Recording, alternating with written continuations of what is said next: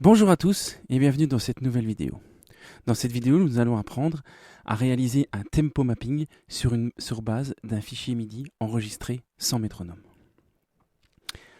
Pour réaliser le contenu de cette vidéo vous-même, vous devrez impérativement installer les extensions SWS et SCM propres à Reaper que vous pourrez télécharger sur ce site.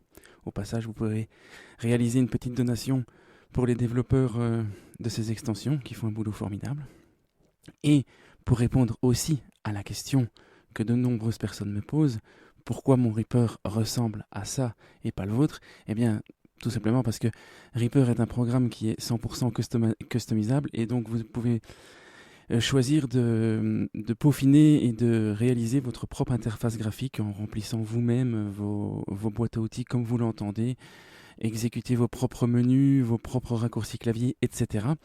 Et je tiens à vous rappeler donc que j'ai une série de vidéos qui s'intitule Personnaliser Reaper de A à Z. Là, vous pouvez chercher sur YouTube et vous avez ici une playlist qui contient 24 vidéos avec un total de quelques heures quand les colle l'une derrière l'autre. Et donc, voilà, je vous invite à regarder ces vidéos si vous souhaitez modifier votre interface de Reaper pour la faire ressembler à quelque chose comme ceci ou à quelque chose qui suit complètement vos envies. Voilà qui est dit pour les petites banalités. Donc revenons au fait, nous allons apprendre à tempo mapper une session de Reaper sur base d'un fichier MIDI enregistré sans clic. Alors quel est le but de la manœuvre? Eh bien, vous voyez ici que j'ai une batterie qui a été enregistrée, je l'ai enregistrée grossièrement au clavier MIDI, sans clic, et vous voyez donc bien que mes coups ici ne suivent absolument pas le grid. Ce qui veut dire que si je veux réaliser une composition MIDI par-dessus cette piste existante, eh bien je ne vais pas pouvoir me servir du grid de l'éditeur MIDI, car celui-ci ne traduit absolument pas ce qui se passe au niveau musical dans mon contenu MIDI. Alors je vais vous faire écouter cette boucle de batterie où j'ai volontairement accéléré et ralenti le rythme pour bien comprendre le concept de la vidéo. Je vous fais écouter ça tout de suite.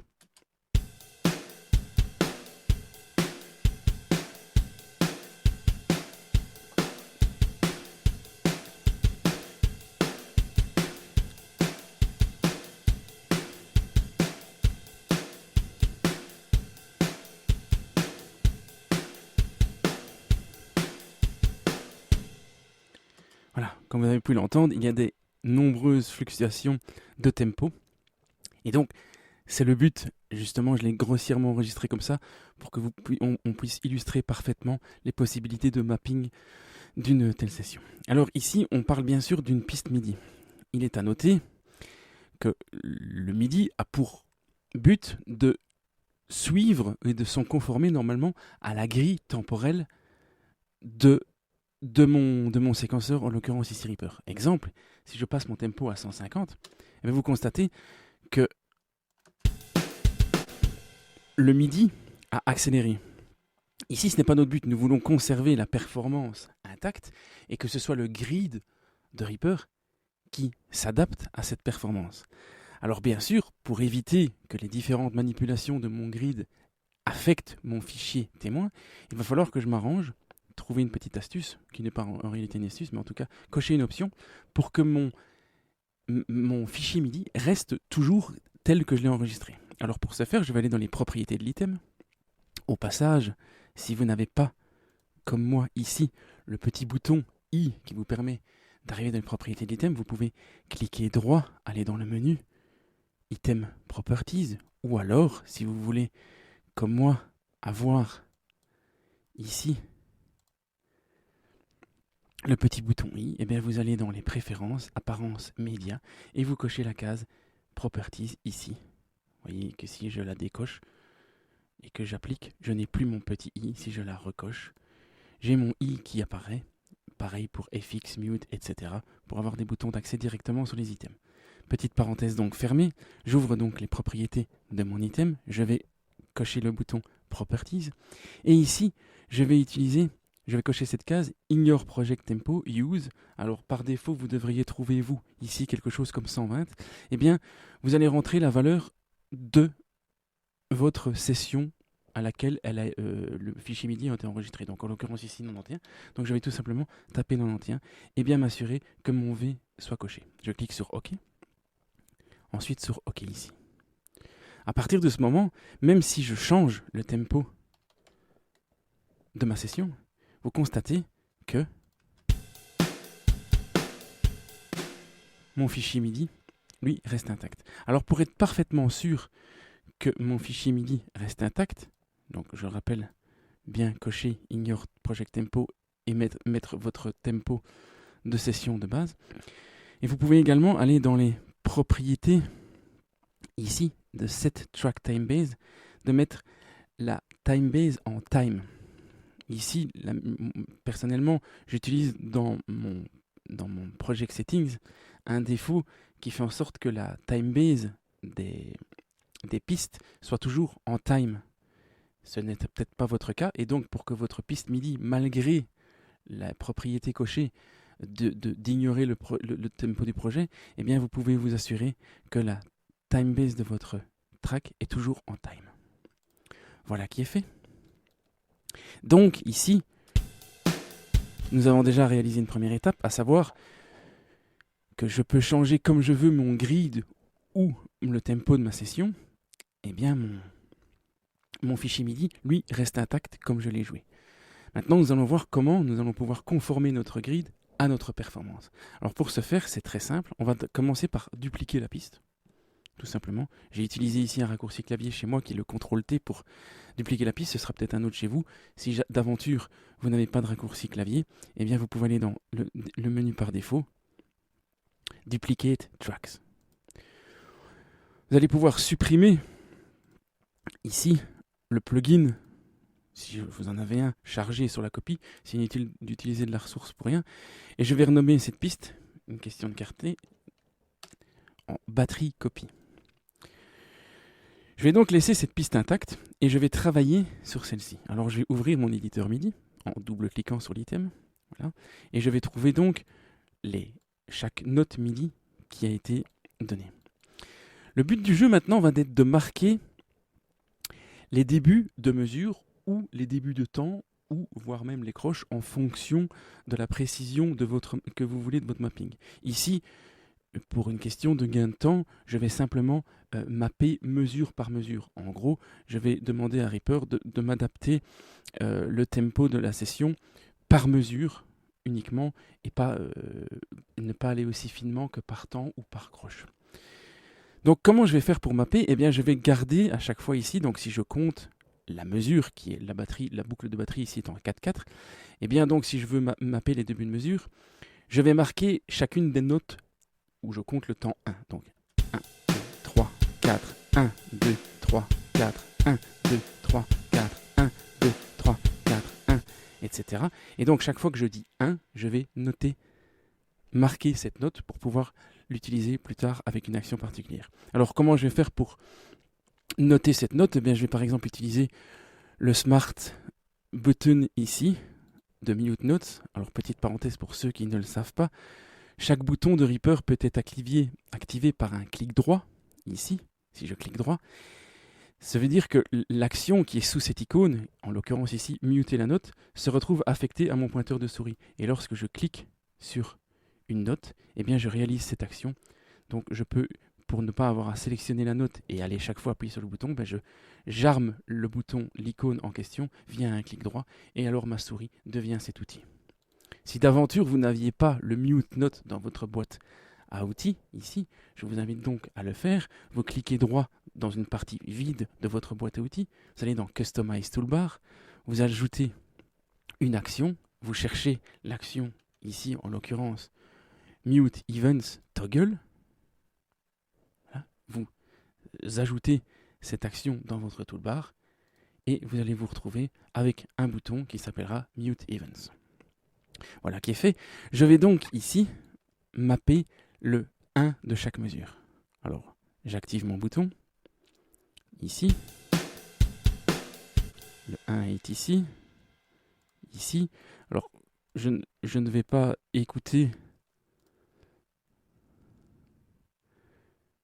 l'entièreté du morceau, je sais plus ou moins repérer visuellement où se trouve à chaque fois le 1, comme ceci. Voici, je ne fais donc que ici marquer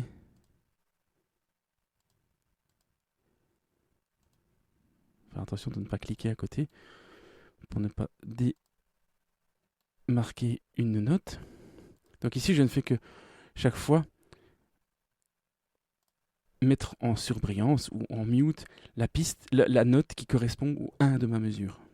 Évidemment, si vous avez un jeu de batterie plus complexe, à vous d'être un peu plus attentif à ce que vous faites et de chaque fois donc marquer une note qui représente le 1 de votre mesure. Et si vous avez choisi une agrémentation par temps, par exemple ici, si vous vouliez marquer tous les temps, eh bien vous muteriez cette note, celle-ci et celle-ci, donc pour faire 1, 2, 3, 4.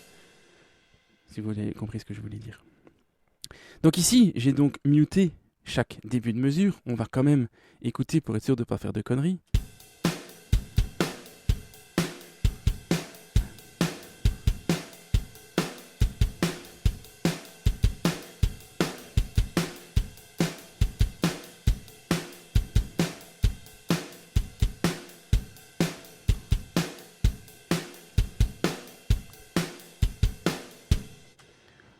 Voilà qui est fait. Donc si vous avez un plus long morceau, eh bien vous faites bien sûr ça tout au long de votre morceau. Une fois que vous avez fini ce travail, eh bien vous allez dans le menu Action en cliquant droit dans la partie ici supérieure Show Action List. Vous allez taper l'action Select All Muted Notes. Ce faisant, vous sélectionnez donc toutes les pistes, les notes qui sont mutées, donc celles qu'on a marquées. Ensuite, vous allez faire une inversion de sélection. Invert Selection. Toutes les autres notes sont maintenant sélectionnées. Et comme toutes les autres notes non marquées sont sélectionnées, eh bien on va pouvoir les deleter. Delete Events ou Delete Notes, c'est pareil. Je clique sur Runs. Et voilà, je me retrouve alors avec uniquement mes notes qui correspondent au début de mes mesures. Alors, je vais toutes les sélectionner, je vais les démuter, voilà, pour qu'elles soient actives. Et j'ai donc ici les notes qui vont correspondre à chaque début de mes mesures. Alors maintenant, comment faire pour demander que mon grid se conforme à ces débuts de mesure? Eh bien c'est simple, grâce aux extensions SWS, vous allez avoir des actions qui vont apparaître. Vous tapez BR, MIDI, Create Project Markers from Notes in Selected MIDI Items, en d'autres termes, créer des marqueurs de projet depuis les notes dans l'item MIDI. Mon raccourci pour cette action est le CTRL-SHIFT-M. Je vais donc lancer cette action. Voyez alors que Reaper me place des marqueurs de projet à chaque note du fichier MIDI qui correspond donc à chacune de mes mesures. Et maintenant, eh bien, qu'est-ce qu'on va faire? On va demander à Reaper de transformer ces marqueurs de projet, en marqueurs de changement de tempo. Eh bien, comment se faire? De nouveau, grâce aux extensions, vous allez taper BR, Convert Project Markers to Tempo Markers. Raccourci clavier Alt-M, je vais lancer cette action, qui m'ouvre alors ce petit tableau. Dans celui-ci, vous rentrez le nombre de marqueurs que vous avez par mesure. Ici, en l'occurrence, moi, je n'ai utilisé que les débuts de mesure, donc j'ai un marqueur par mesure.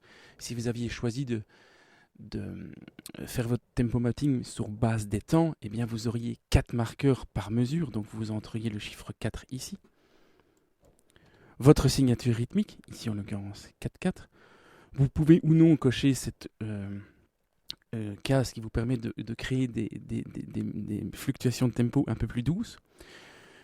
Si vous cochez cette case, vous allez, en créant les nouveaux marqueurs de projet, retirer les marqueurs de changement de tempo, retirer les marqueurs de projet. Et vous pouvez également splitter chaque mesure en X parties. Mais je vous déconseille d'utiliser cette fonction qui est encore un petit peu à l'état de projet. Une fois que j'ai bien entré mes données, il me suffit alors de cliquer sur Convert. Voyez alors que mes marqueurs de projet sont devenus des marqueurs de changement de tempo. Et comme je vous avais précisé, je vais faire un CTRL Z ici. Vous voyez que comme j'ai sélectionné Create Gradual Tempo Change, vous constatez que il m'a placé certains marqueurs de changement de tempo sur les milieux de mesure pour avoir des fluctuations de tempo un peu plus douces. Et comme vous pouvez le constater ici maintenant, mon grid correspond parfaitement à la performance de batterie. Vous voyez donc que j'ai commencé à jouer la première mesure aux environs de 123, puis je suis monté à 125, 131, 137, 146, 154, etc. pour ensuite redécélérer. Si j'activais donc le clic de Reaper, ce que je vais faire d'ailleurs,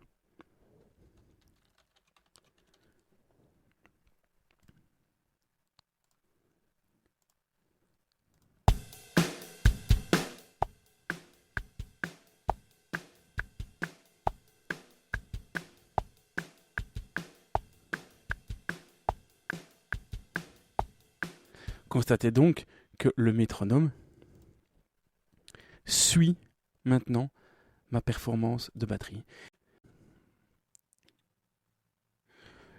Voilà, c'est à peu près tout en ce qui concerne le tempo mapping sur une piste MIDI. Merci pour votre attention et à bientôt.